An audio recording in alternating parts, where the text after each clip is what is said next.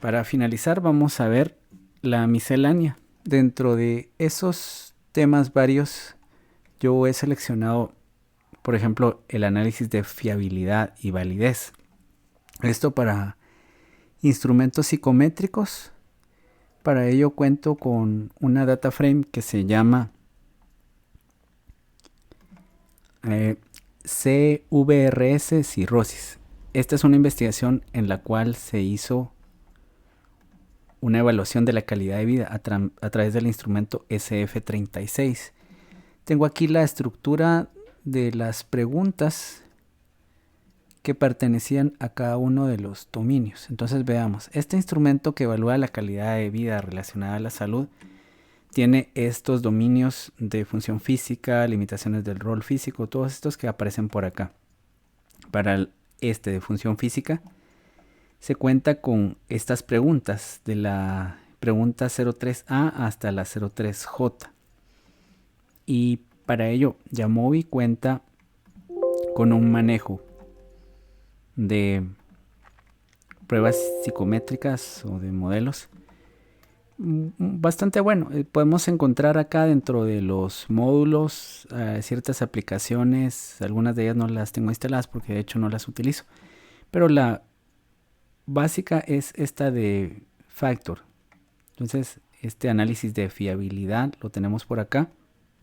Y también tenemos el análisis de componentes principales, con el cual ya trabajamos como una reducción de dimensiones. Y para evaluar o para hacer validación de estos instrumentos contamos con un análisis factorial exploratorio y un análisis factorial confirmatorio. Vamos a ver un ejemplo de análisis factorial confirmatorio. Para ello, aquí yo puedo ir agregando para cada uno de los dominios las variables que pertenecen a cada uno de esos dominios. Y para el dominio de salud física yo cuento con estas variables A, B, C, D, E, F, G, H, I y J. Ok. Algo que voy a buscar por acá va a ser, veamos,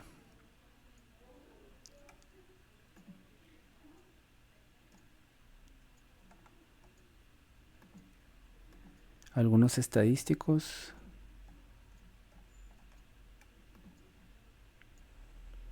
Ok, estos están bien.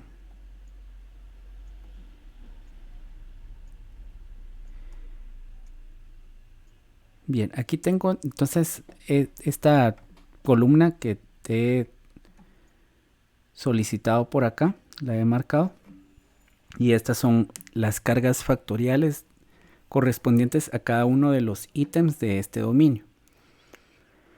Cuando yo estoy trabajando con este análisis factorial confirmatorio, quisiera saber si en realidad estas variables que ya se definieron y ya se estudiaron previamente, que pertenecen a este dominio que corresponde a función física, en realidad sí se puede comprobar que están aportando algo a ese dominio y que está justificado que estén esos ítems ahí precisamente.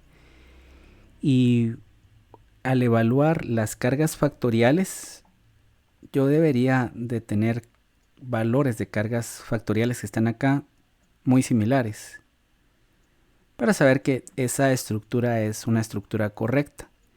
Tengo algunas variaciones, por ejemplo, cuando hay para la variable P03H un valor de 0.905, para la variable P03A tengo un valor bastante disímil, 0.264. Esta estructura tal vez no me parece la correcta si me estoy centrando únicamente en este factor que es un dominio.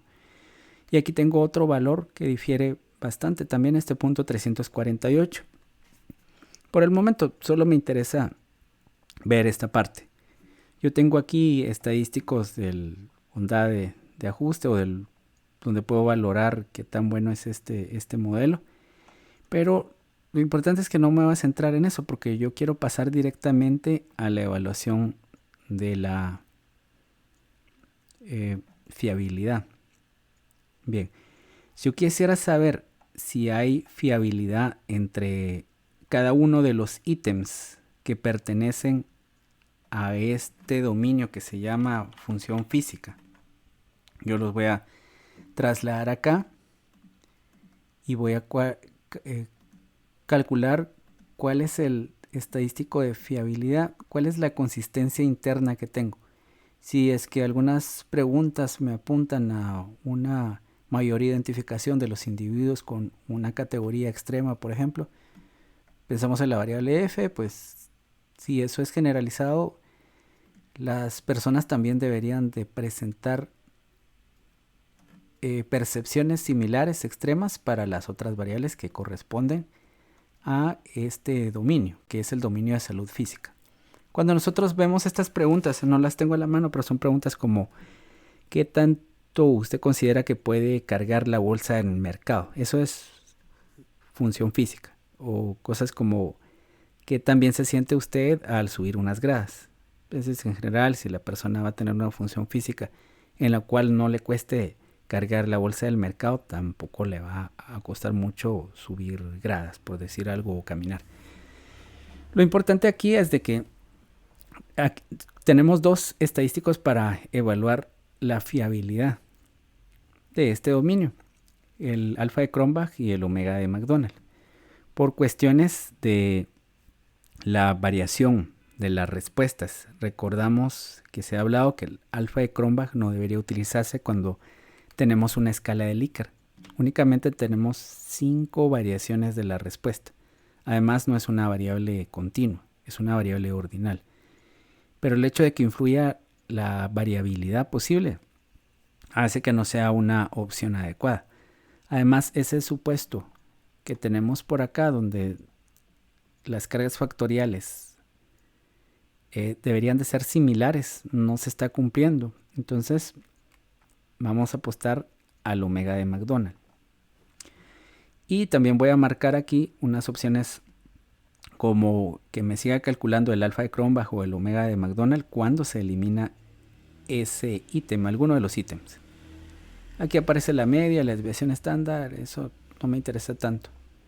Pueden haber otros métodos para hacer el cálculo de la fiabilidad, pero aquí contamos con este. Y tenemos también el Correlation Heatmap. Ese va a ser bastante interesante. Bien, entonces veamos rápidamente qué es lo que ocurre. Aquí tengo el análisis de fiabilidad. El alfa de Cronbach me da 0.857. Recordemos que por arriba de 0.70 estamos hablando que hay una fiabilidad o una consistencia interna más bien aceptable. Y el omega de McDonald tiene un valor un tanto mayor de 0.904. Aquí aparecen los cálculos del alfa de Cronbach y omega de McDonald cuando se eliminan alguno de estos ítems. Por ejemplo, vemos que si se eliminara el 03A, que es un ítem que tiene una carga factorial muy diferente al resto de las cargas factoriales de los otros ítems. Cuando partimos de por ejemplo, un omega de McDonald inicial de 0.904, aumenta a 0.915 cuando eliminamos esa pregunta, ese ítem. Bien, entonces ahí ya empezamos a evaluar qué tan importante es conservar ese ítem. Esta otra, la pregunta J, también aumenta el omega de McDonald cuando la eliminamos. Al contrario con lo que ocurre con los otros ítems. Si eliminamos esos otros ítems, al contrario va a disminuir el omega de McDonald. Otra cosa que es importante es que cuando se elimina esa variable, podemos ver el efecto que ocurre sobre las cargas factoriales. Entonces regreso a esto. Recuerden que todo se hace de forma de que los resultados los podemos ir modificando en tiempo real. Entonces voy a eliminar esta variable, este ítem. Vemos que al menos lo que corresponde a los ítems que quedaron, tenemos valores más similares de cargas factoriales. Todavía podría estar afectando este valor que aparece aquí para este ítem. Y si regresamos a la estructura del análisis de fiabilidad, ya tenemos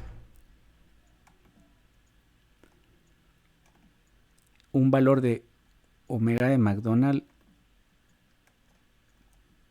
este que teníamos anteriormente. Quitamos este ítem y ha aumentado. Como podemos ver, ahora el alfa de Cronbach y el omega de McDonald, al eliminar esa variable, son valores muy similares. La estimación parece ser equivalente. Adicionalmente, contamos con la herramienta de exploración que se llama Correlation Heatmap. Y esta es importante porque a veces algunas preguntas están hechas de una forma negativa o de forma contraria al resto de las preguntas.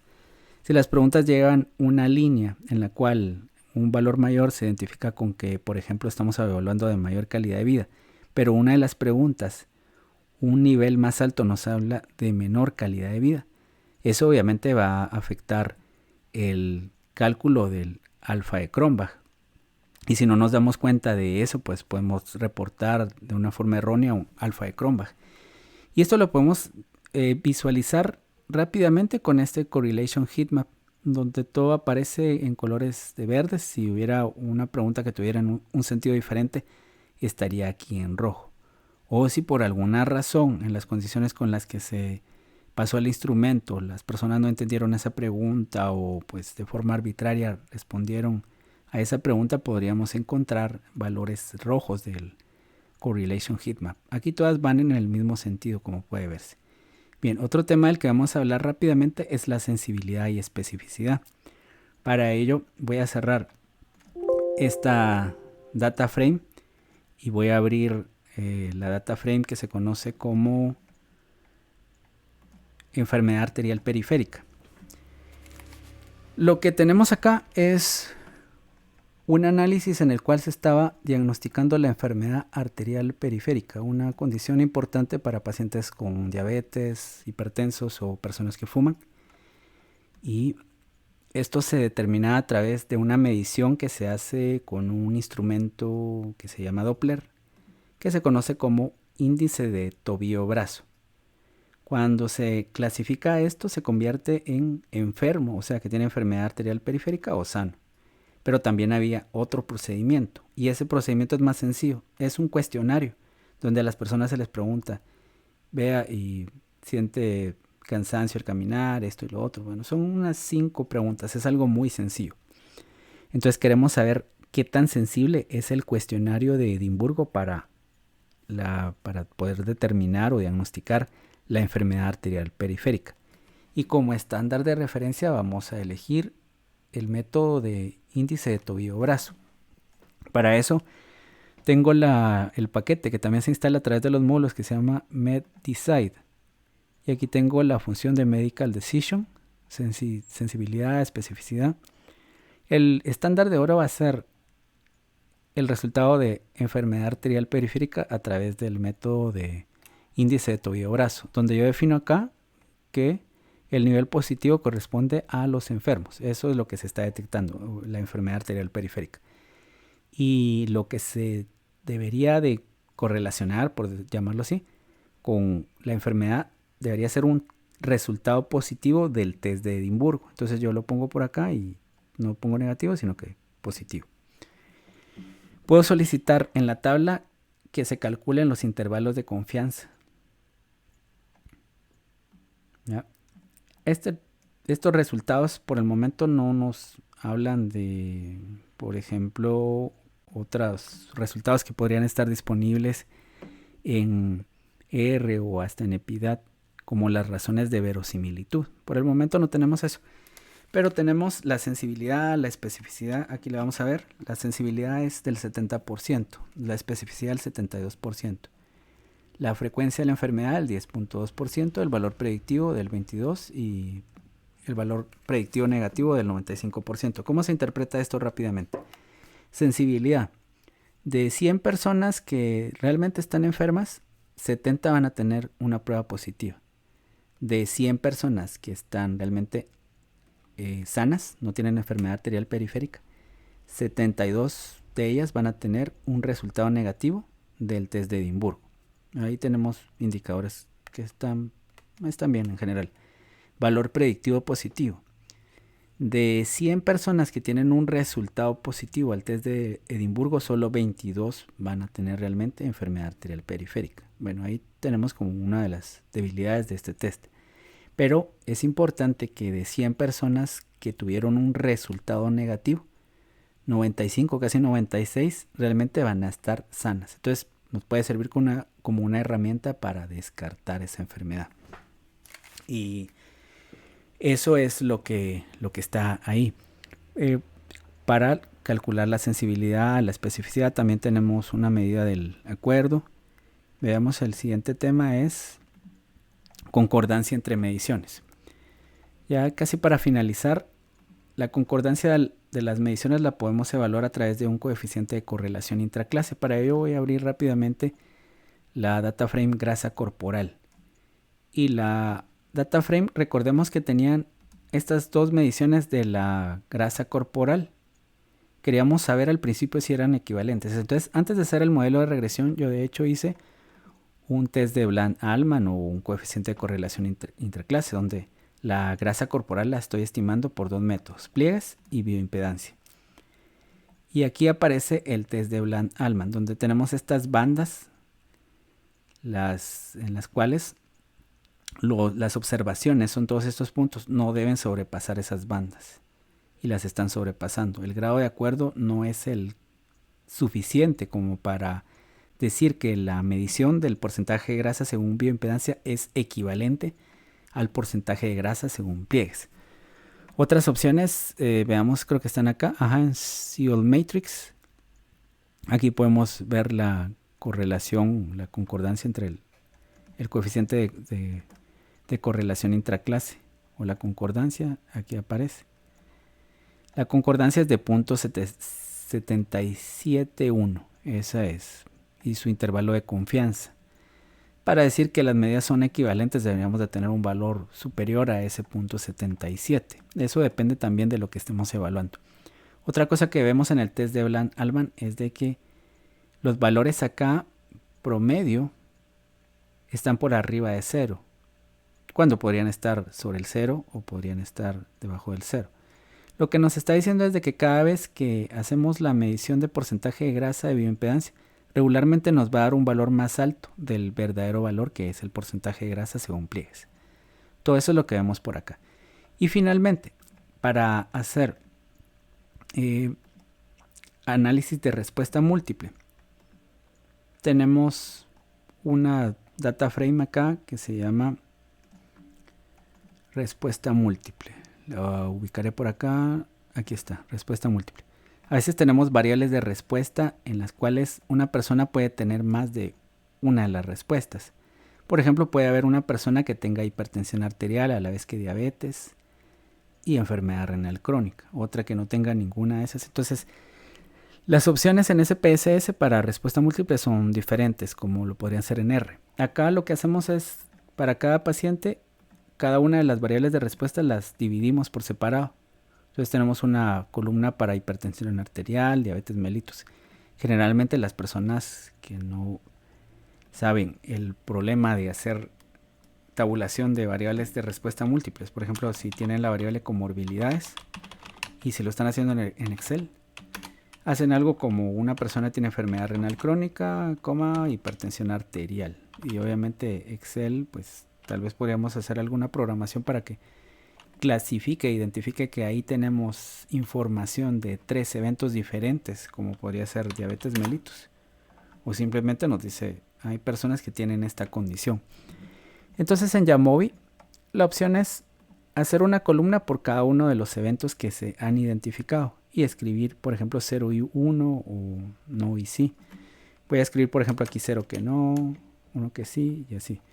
Y para ello la función está, veamos, ¿en dónde está esa? Sí, en el paquete UFS, respuesta múltiple. Ahí se agregan todas las variables y aquí nos va a hacer el conteo de cuántas veces se repite cada una de estas variables de interés.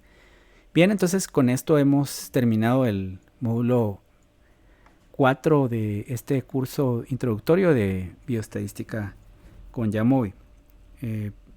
Pues el desarrollo del curso era pasar por cada uno de los temas bastante rápido, no centrarme tanto en ninguno de ellos, con el fin de que ustedes pudieran ver en 4 horas, al menos sincrónicas, muchos de los métodos con los que cuenta Yamovi. Posiblemente hablé de un 40 o un 30% de los métodos con los que encontramos. Hay, por ejemplo, cálculos de tamaño de muestra, hay estadística robusta, hay también metaanálisis, otros modelos lineales generalizados, intervalos de confianza. Hay mucho por aprender y cada vez que uno se va aquí a la biblioteca de Yamovi podría encontrar cosas que le resulten interesantes.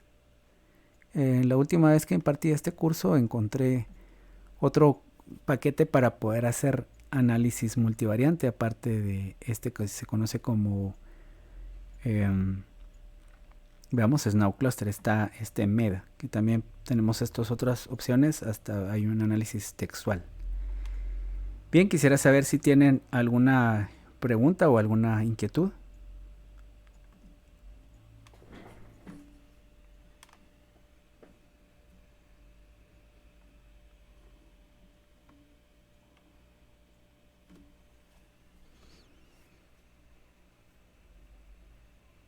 ¿Hay algo más que quisieran comentar?